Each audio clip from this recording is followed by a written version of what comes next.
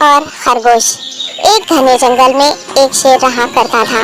وہ تمام جنگل کا بادشاہ تھا، لیکن وہ بادشاہ جیسے پیش نہیں آتا تھا۔ ہر دن بے رحمی سے جنگل کے جانوروں کو کھا جایا کرتا تھا۔ شیر کے خوف سے جنگل کے جانور چھپ جایا کرتے تھے اور خود اپنی بھوک و پیاس کو مار کر سخت مشکلات سے دوچار ہونے لگے تھے۔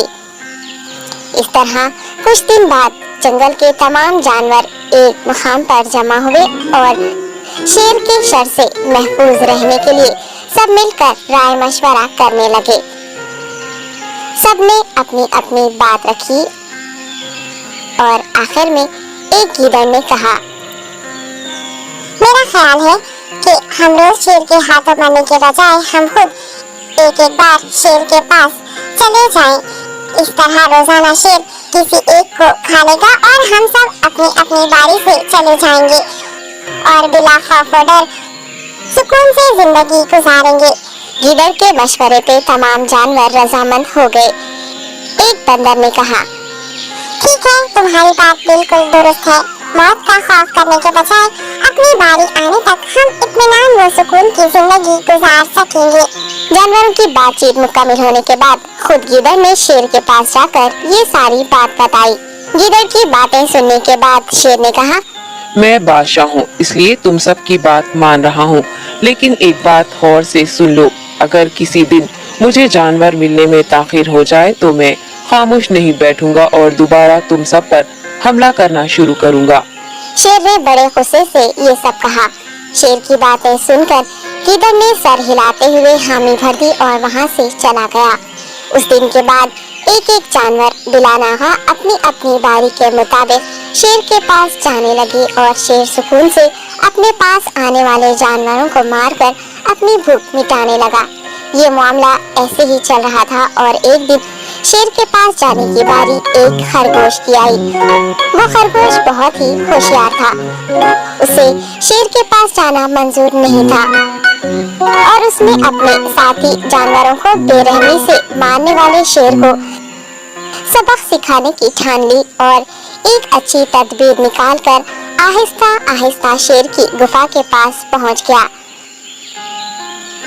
تاخیر ہو جانے سے شیر کافی غصے میں تھا اور خرگوش کو دیکھ کر غصے سے کہنے لگا، میں نے تم سب کو پہلے ہی کہہ دیا تھا، دیر ہو جائے تو میں خاموش نہیں بیٹھوں گا۔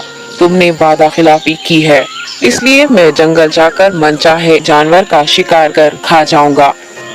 تب خرگوش نے شیر سے کہا، معاف کر دیجیے بادشاہ سلامت، غلطی ہو گئی اور اس کا ایک واجب سبب ہے۔ اطمینان رکھیے، میں بیان کرتا ہوں، آپ سنیے اور اس کے بعد آپ آرام سے مجھے مار کر کھا لیں۔ شیر نے پھر غصے سے کہا، وہ کیا بات ہے، جلدی بتاؤ۔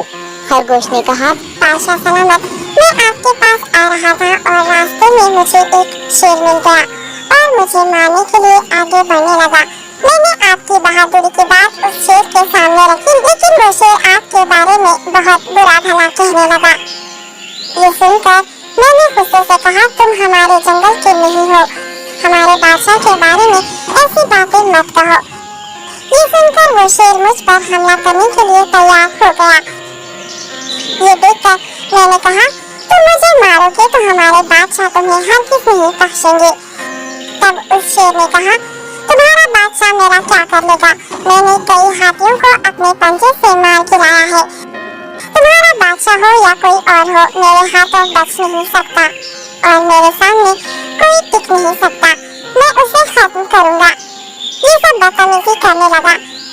میں نے اس شیر سے کہا، تم ہمارے بادشاہ سے آ کر بات کرو۔ تب اس نے فخر سے کہا، میں کیوں آؤں؟ تمہارے بادشاہ میں دم ہے تو اسے ہی یہاں لے کر آؤ۔ یہ کہہ کر مجھے دبانے لگا۔ بادشاہ سلامت، اسی لیے آنے میں تاخیر ہو گئی۔ یہ سنتے ہی شیر غصے سے کہنے لگا، چلو ابھی چلتے ہیں، اسے ختم کر دوں گا۔ یہ سننے کے بعد خرگوش نے شیر کو جنگل کے درمیان موجود ایک کنویں کے پاس لے گیا۔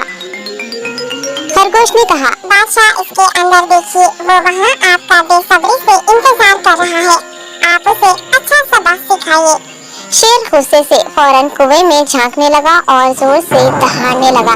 تب دوسری جانب سے بھی دوسرا شیر دہاڑتا ہوا محسوس ہونے